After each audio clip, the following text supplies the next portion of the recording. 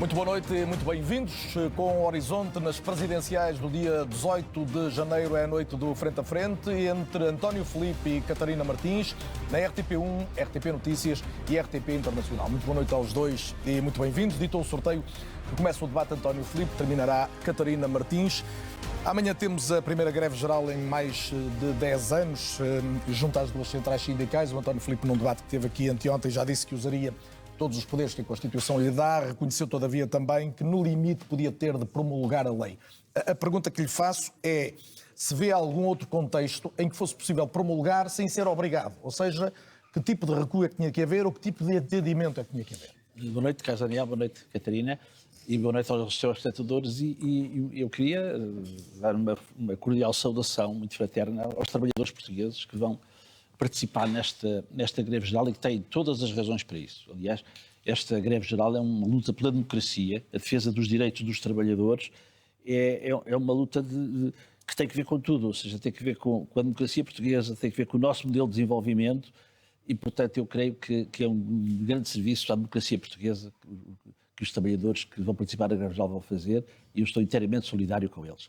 Eu já referi, de facto, que poderes é que o Presidente da República tem sobre esta matéria. É evidente que o Presidente da República em Portugal, o nosso sistema político não tem um veto absoluto sobre leis da Assembleia da República, mas eu levaria ao limite dos poderes presidenciais. Ou seja, obviamente que estamos a falar da proposta de lei tal como a conhecemos. Tal como conhecemos. E, portanto, mas agora, imagino um recuo em algumas matérias mais sensíveis por parte do governo. Eu acho que isso seria estar aqui a pintar um cenário que é de todo imprevisível. Ou seja, eu espero que o Governo olhe para a greve geral que vai acontecer amanhã, retire daí as suas conclusões e retire esta proposta. Porque esta proposta não faz nenhum sentido, ela não constava de nenhum programa eleitoral, é um retrocesso profundo nos direitos dos trabalhadores e eu espero que ela seja retirada e, se não for, eu espero que a luta dos trabalhadores obrigue a Assembleia da República a não aprovar esta proposta. O que é que considera que será um sucesso da greve geral de amanhã? Vamos ver, eu acho que é a adesão, obviamente, a adesão dos trabalhadores. A partir das indicações que temos é que será uma muito elevada adesão dos trabalhadores, daqueles que puderem aderir. Porque, evidentemente, que já temos hoje uma situação de extrema precariedade no mercado de trabalho que fará com que muitos trabalhadores não tenham condições para aderir à greve. António Filipe, se eu ouvi bem, espera que tenha impacto, quer no que pode ser a decisão do Governo, quer da própria Assembleia. Eu acho que nenhum Governo responsável pode ficar indiferente perante uma manifestação desta dimensão feita por trabalhadores portugueses.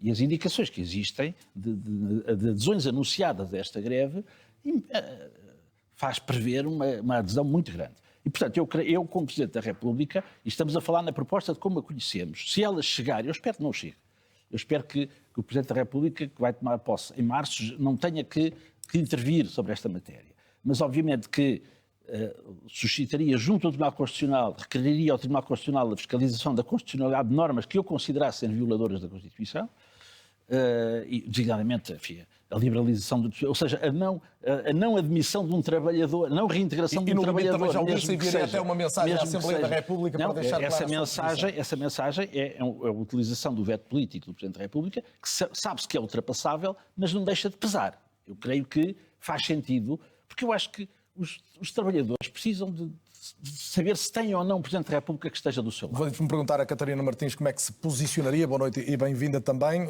A sua oposição a estas alterações também é pública e notória. A minha pergunta é se seria convictamente vou usar uma expressão clássica da política portuguesa, força de bloqueio perante uma lei destas, enquanto Presidente. Boa noite, antes de mais, cumprimentos aos dois, cumprimento quem nos está a acompanhar. Mário Soares era Presidente da República em 1988 e apoiou uma greve geral, talvez tenha sido por isso que Cavaco Silva chamava força de bloqueio.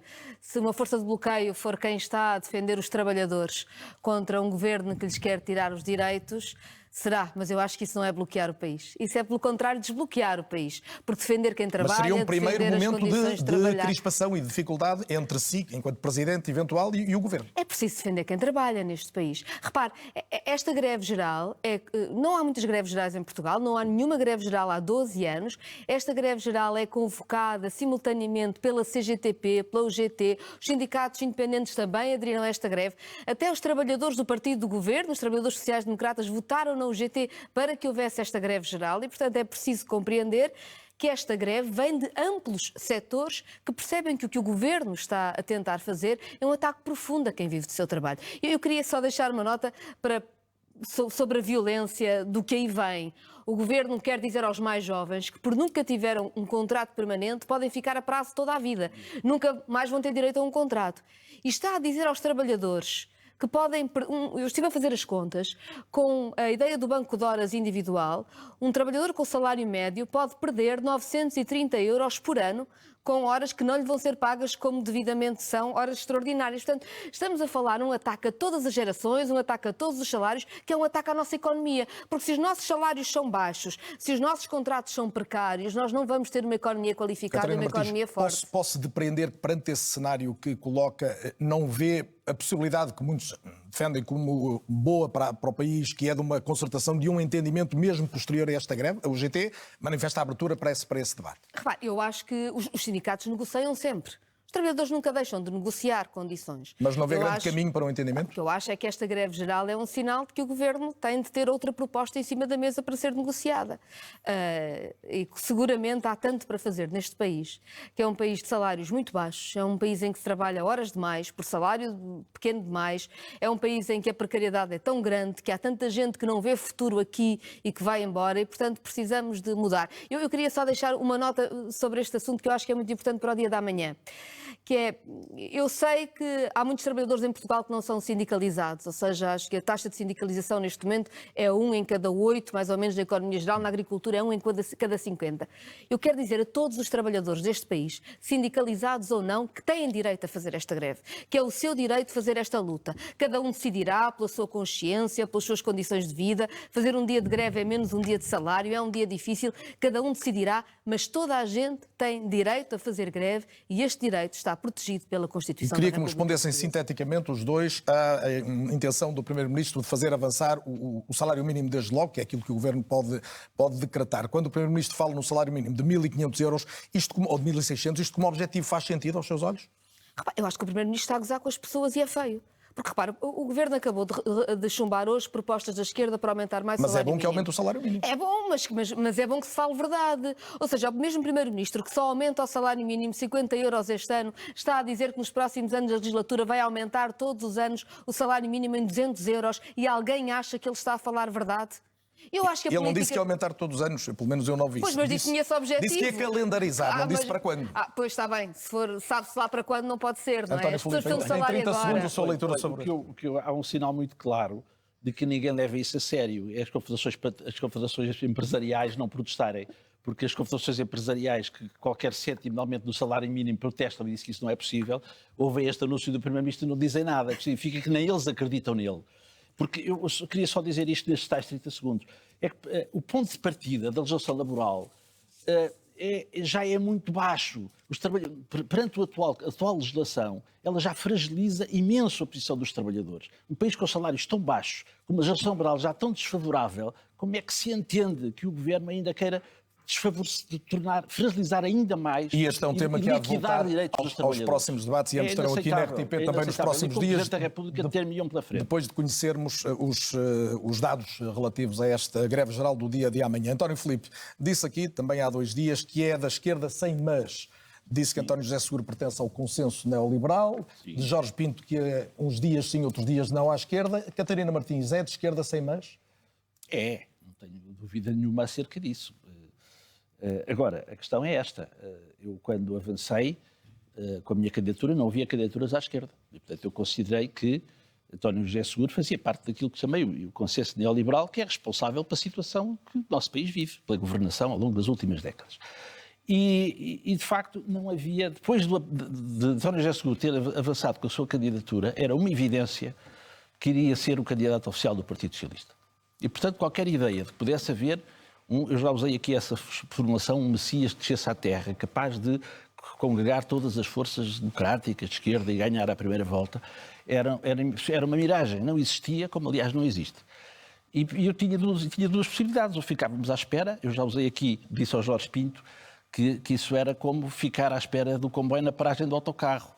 E eu não fiz isso. E, portanto, avancei com uma candidatura com a convicção, com a consciência de que seria uma candidatura capaz de agregar essas vontades de pessoas que se identificam com a Constituição. A vontade de Catarina Martins, a sua adversária? Naturalmente, com toda a legitimidade, apresentou a sua candidatura. A legitimidade. Mas quando diz eu apareci jurídica, primeiro, está a sugerir que podia ter protagonizado uma candidatura mais. Isso é um dado de facto, e o objetivo era esse. Não havia uma candidatura de esquerda e passou a haver. Com toda a legitimidade, houve outras candidaturas. Martins teve toda a legitimidade, não só jurídica, constitucional, mas política, para se candidatar, e não critico que as pessoas se candidatem. Agora, o que eu quero dizer é que eu não critico. Agora, que a candidatura não favorece a convergência, isso é um dado objetivo. E podia ter favorecido, porque surgiu em segundo lugar. Aceita esta leitura, Catarina Martins? Repare, é verdade, eu acreditei que era possível uma candidatura independente que conseguisse agregar vários espaços partidários até. E só uma candidatura independente é que o conseguiria fazer.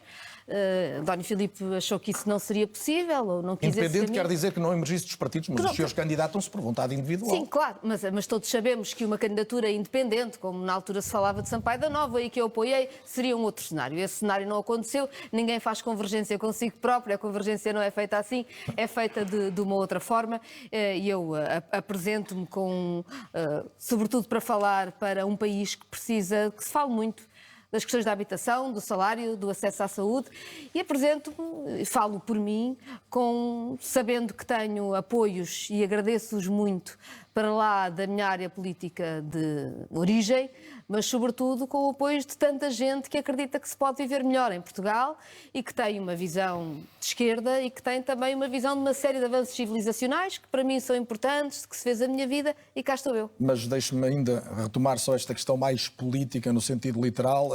Segundo as sondagens, ou estão todas erradas, ou nem a Catarina Martins nem o António Filipe têm a hipótese de ir à segunda volta. Eu pergunto se já se imaginou a ter de sugerir o voto em Marcos Mendes ou em Gouveia e Melo. Imagino que custará menos um pouco em António José Seguro para evitar que André Ventura seja presidente?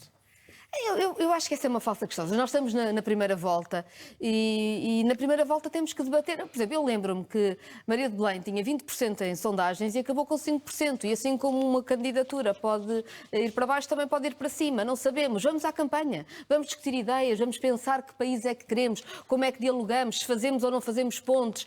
O que é que nós queremos construir para Portugal e em que é que a magistratura de um presidente e de uma presidente da República pode fazer para mudar o país? Já vamos às diferenças entre vocês, mas António Filipe, para si é indiferente que seja Gouveia Melo, Marcos Mendes ou António José Seguro? Eu acho que nós não pido cenários de segunda volta sem disputar a primeira. Eu acho que cada eleitor é dono do seu voto, os eleitores é que vão decidir quem é que há de ir à segunda volta. E eu apresento-me com convicção de lutar pelo resultado nestas eleições. E, portanto, estamos na primeira volta. O que é mais distintivo na sua candidatura, desde logo em relação a Catarina Martins, e não vamos falar ainda da Europa e do mundo, exatamente. Em relação ao projeto que quer para Portugal e ao exercício dos poderes presidenciais? Eu diria 4 pontos rapidamente. Primeiro, a centralidade aos trabalhadores e ao trabalho. O respeito por quem trabalha. Não podemos continuar a ser um país de baixos salários em que os trabalhadores não usufruem da riqueza que criam com o seu trabalho. Segundo, uma esquerda sem meios nem membés, como há pouco disse, e que enfrenta o poder económico, que não se conforme com o domínio do poder económico sobre o poder político democrático, que é aquilo a que temos vindo a assistir, em consequência, enfim, do domínio do tal consenso neoliberal. Uma candidatura patriótica, ou seja, que não aceite as imposições que nos venham do exterior, das grandes potências, designadamente da União Europeia ou da NATO, e, portanto, que uma presidência assente na prevalência do interesse nacional e os valores de Abril, contra os valores escritos na Constituição, uma candidatura antifascista, portadora de um grande património de luta contra o fascismo, de luta pela liberdade e pela democracia. E nesses 4 itens, qual é que o diferencia mais de Catarina Martins? Sabe que eu não coloco as coisas assim. Exato, mas eu acho que uma candidatura, eu creio que certamente que a Catarina Martins compartilhará comigo muito disto, talvez em matéria de União Europeia tenhamos alguma diferença, mas lá iremos, mas eu creio que uma candidatura deve valer por si, ou seja, a minha candidatura eu creio que cada um, e por isso é que quando se fala de quem é que deve desistir a favor de quem, eu não me passaria para a cabeça apelar à desistência de ninguém. Eu acho que uma candidatura tem de valer por si, por aquilo que vale, por aquilo que apresenta perante os portugueses. E porquê é que vale a sua candidatura, Catarina Martins?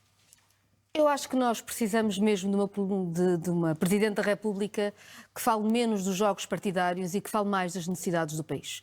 Eu não aceito que tenhamos notícias como temos tido, por exemplo, na saúde, e em que vejamos, por exemplo, como não só o que está a acontecer com a obstetrícia e as mulheres que, enfim, literalmente estão a ter filhos na estrada, mas também o que está a acontecer com as pessoas mais velhas, que são muito abandonadas, que não têm respostas de apoio no envelhecimento e que esse não seja o tema central das nossas vidas. Tem de ser. Nós temos de ter uma já não é coordenadora do Bloco, candidata às legislativas. Enquanto Presidente, o que é que pode fazer a propósito desses temas e o que é que sugere no concreto? Eu sugiro mesmo que uma Presidente da República ponha esses temas na agenda.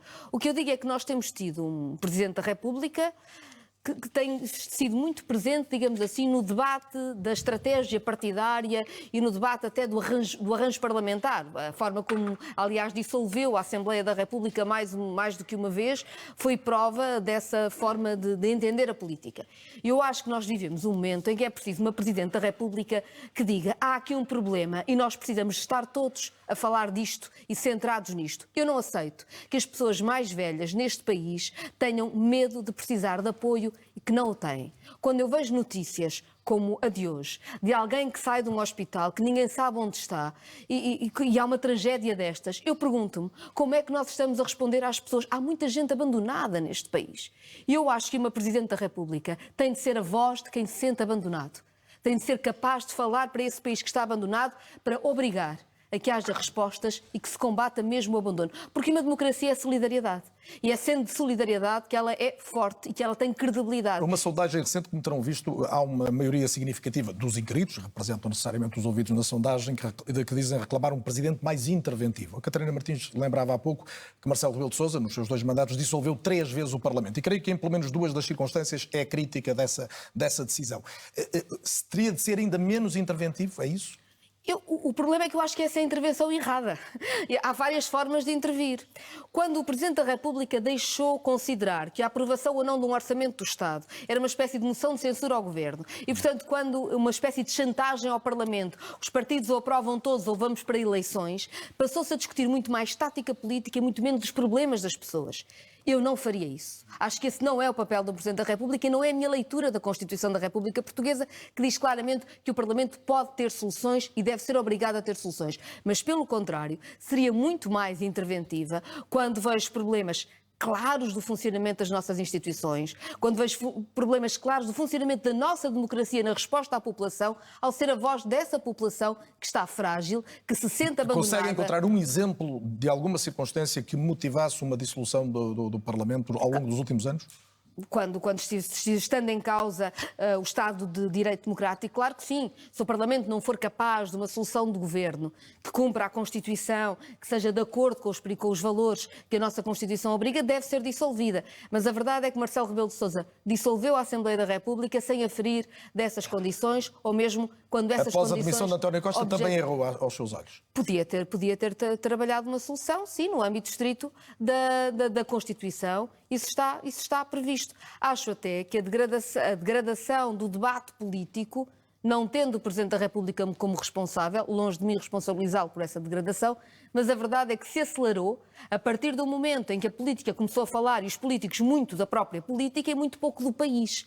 E não se procurar soluções no quadro parlamentar para as grandes crises que a nossa população tem de enfrentar todos os dias, foi um erro. Desse ponto de vista, eu acho que Marcelo Rebelo de Sousa foi muito interventivo no quadro político-partidário e não teve a intervenção, que eu acho que é a intervenção de uma Presidente da República na defesa da população. António Filipe, queria ouvi-lo também sobre isto, mas colocando mais esta nota, o António Filipe tem dito que o Presidente é o último reduto da defesa da democracia e invocado uma figura que nunca foi utilizada, que é a hipótese de uma demissão do Governo.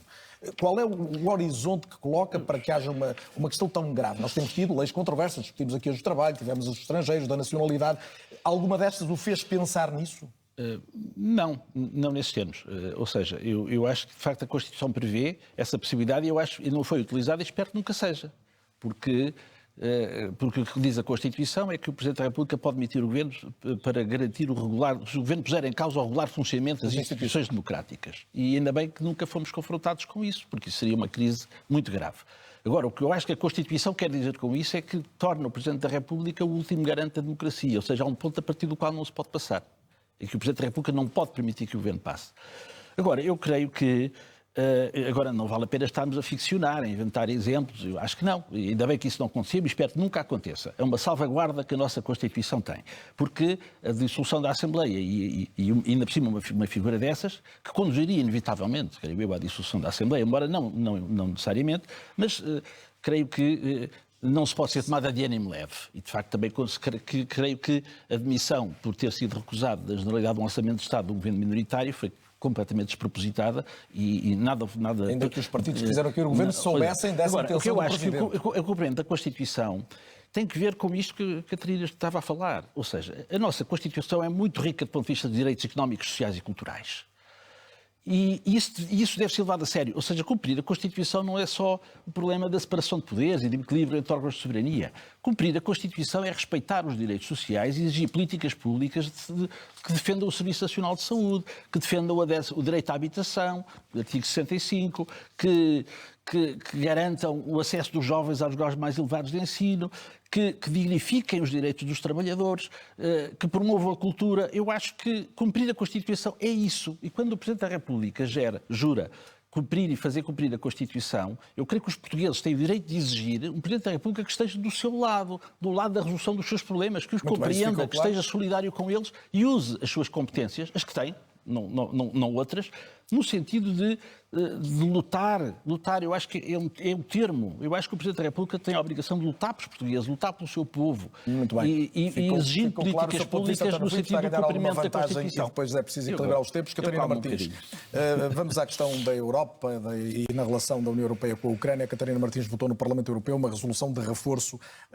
da ajuda militar à Ucrânia. Explicou porque é que o fazia. Gostava que o pudesse explicar a quem está em casa, porque imagino que o António Filipe não concorde, e também que nos dissesse qual é o limite que coloca para essa ajuda militar e financeira. Até onde é que a Europa pode ir para suportar o esforço de defesa da Ucrânia?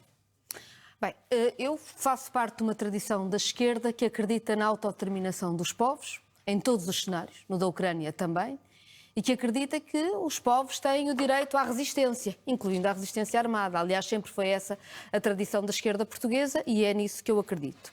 O que quer dizer, naturalmente, que também acho normal que se apoie a Ucrânia contra uma invasão da Rússia. Dito isto, eu não tenho exatamente a mesma posição que é maioritária na União Europeia, porque acreditando eu nisto, acredito também muito que é importantíssimo fazer esforços de paz e que a paz tem de ser o objetivo.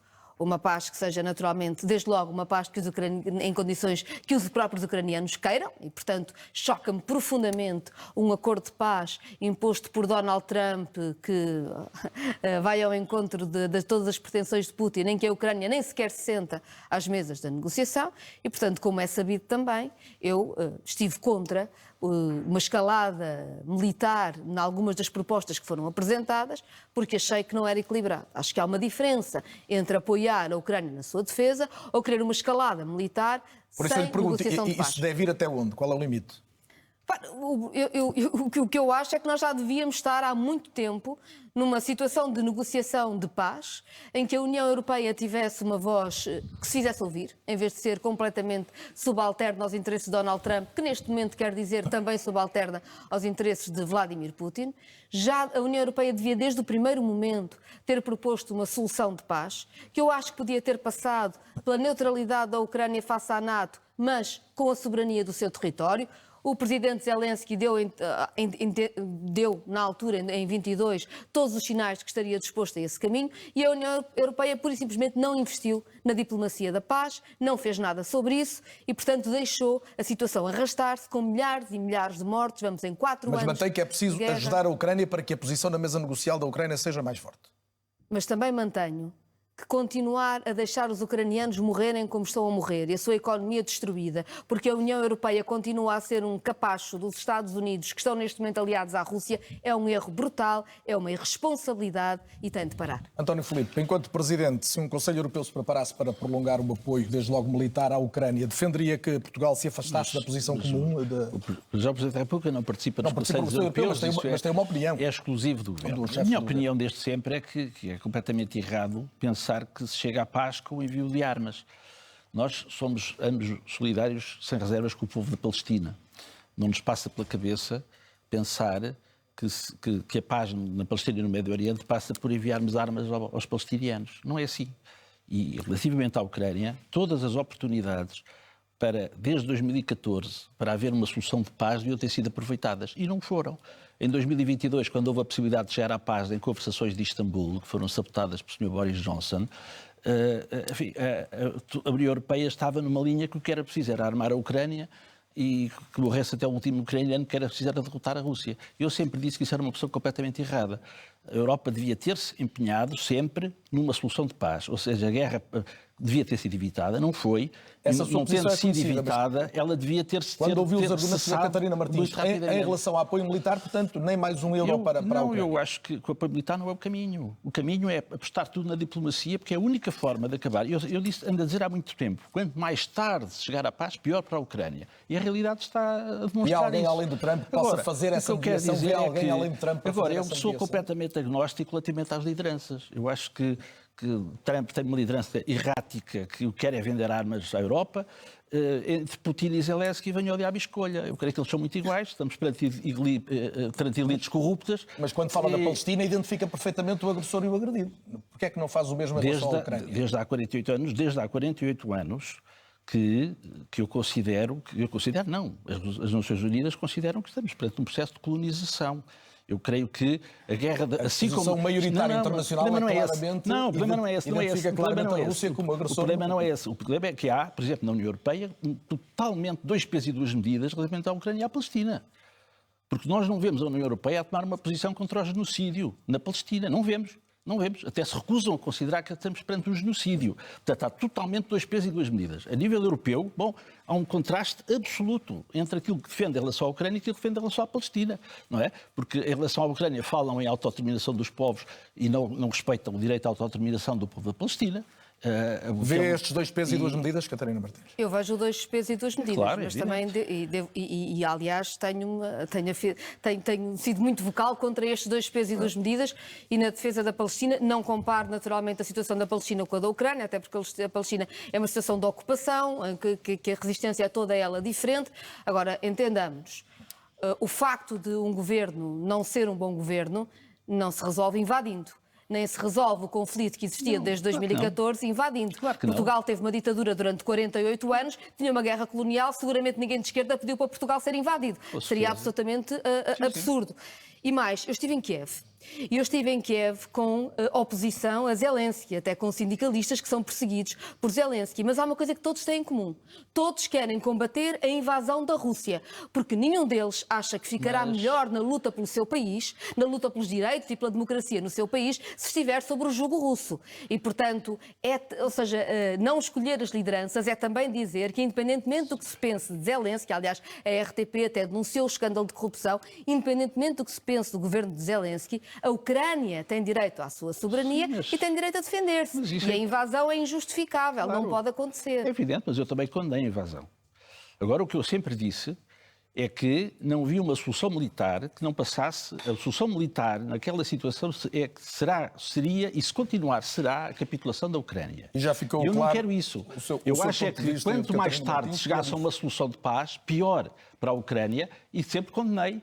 Os desenvolvimentos que houve em 2022, eu condenei. Estamos a chegar ao fim, eu queria colocar ainda uma questão, eventualmente duas, dependendo das vossas respostas. Hoje mesmo é o dia da entrega do Nobel da Paz à líder da oposição da Venezuela, Maria Corina Machado.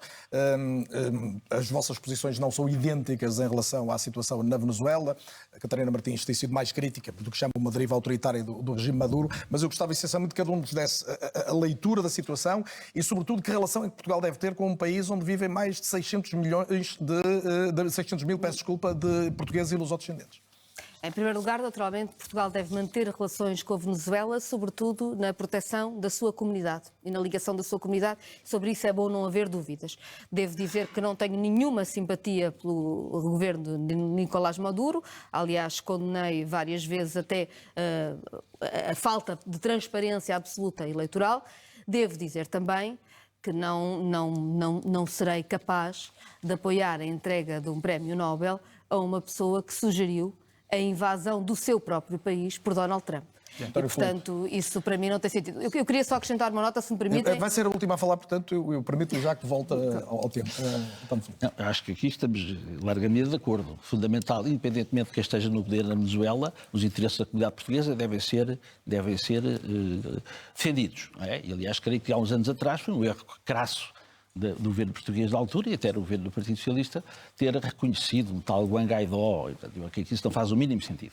Agora, creio que relativamente a Corina Machado estamos de acordo. Uma pessoa que os primeiros telefonemas que fez depois de receber o Nobel da Paz foi telefonar a Trump e a Netanyahu. Está tudo dito. E, aliás, está tudo dito. E a acrescentar a Catarina Martins? O Comitê Nobel boicotou. Eu ia acrescentar que eu fui uma das subscritoras da proposta de que o Prémio Nobel fosse entregue a Francesca Albanese, a relatora especial da ONU para a Palestina. E é uma pena que se tenha escolhido não dar essa indicação. E acho que também este é um momento para assinalar o papel da ONU e de António Guterres, que têm sido muito atacados na sua defesa do povo palestiniano e na voz que levantam contra o genocídio. E queria também saudar os músicos e artistas portugueses que disseram hoje que não participarão na Eurovisão, mesmo que ganhem o Festival da Canção, se Israel lá estiver. Lembrar que a Rússia, quando invadiu a Ucrânia, foi retirada da Eurovisão e pedir à RTP para reavaliar a sua posição. Tenho ainda mais um minuto para cada um, já ultrapassando ligeiramente o tempo, mas há um tema que eu gostava de trazer, até porque não foi trazido seguramente ainda a nenhum destes debates. Hoje mesmo a Austrália tornou-se o primeiro país a proibir os jovens com menos de 16 anos de estarem nas redes sociais. E há também uma intenção que devem conhecer, obviamente, do Presidente do Governo Espanhol, de pôr fim ao anonimato nas redes sociais. Estamos aqui num quadro que os preocupa a todos, a questão da desinformação, do discurso de ódio nas redes sociais, e eu gostava que usassem o último minuto cada um para me dizerem se veem nisto algo que vai proteger a democracia ou se, pelo contrário, também é uma abertura de uma caixa de Pandora que pode pôr em causa a liberdade de expressão. Olha, eu acho que vale a pena fazer esse debate na sociedade portuguesa. Claro que eu creio que isso não depende assim de uma decisão presidencial, não é? Não há nenhum decreto presidencial sobre isso. Mas podem suscitar. Acho que esse debate faz todo o sentido. Quer um, quer outro. Quer o debate da proteção das crianças perante as redes sociais, quer o problema do anonimato, porque o anonimato nas redes sociais é um elemento completamente perturbador e não vejo que haja nenhuma violação de direitos humanos em que os operadores das plataformas que tenham uma identificação das pessoas que acedem a elas. Creio que até do ponto de vista da segurança dos cidadãos, isso pode ser importante. Portanto, tendencialmente não rejeita nenhuma nem outra. Não, eu acho que a questão deve ser debatida. Portanto, não creio que não se trata de tomar agora aqui uma posição definitiva sobre... Mas é uma questão de cidadania destes tempos. É uma questão de cidadania que faz todo o sentido que seja debatida, e eu também me quero solidarizar com os artistas portugueses que tomaram esta posição relativamente à Eurovisão. Catarina Martins, em relação às redes sociais. Há duas questões diferentes. Uma tem a ver com questões de saúde. Está provado, aliás, que as redes sociais têm um impacto muito negativo do ponto de vista da saúde das crianças e dos jovens. Eu lembro que há uns anos, quando se debatia o tabaco, também era uma questão de liberdade, e percebemos que, para lá da questão de liberdade, também há a questão da defesa da saúde, da defesa dos fumadores passivos. Essa circunstância é mais pacífica. A questão da desinformação, é pacífica do discurso hoje. de ódio. O que eu estou a dizer é que, se calhar, nós temos certo, dos algoritmos. Em relação ao discurso de ódio e aos algoritmos, dizer o seguinte: não é preciso... Eu não aceito a falsa dicotomia entre perder a privacidade de cada cidadão que usa as redes ou corresponsabilizar as redes quando se cometem crimes nas redes. E quando, por exemplo, há um canal de Telegram em que 60 mil homens publicam imagens de mulheres não consentidas, seguramente que nós estamos a falar de um crime. E os crimes têm de ser combatidos. E, portanto, nós não precisamos ter um estado de vigilância individual sobre cada cidadão para conseguirmos responsabilizar as redes de comunicação pelos crimes que permitem que aconteçam. Catarina Martins, António Filipe, foi um gosto tê-los esta noite na RTP. O próximo debate na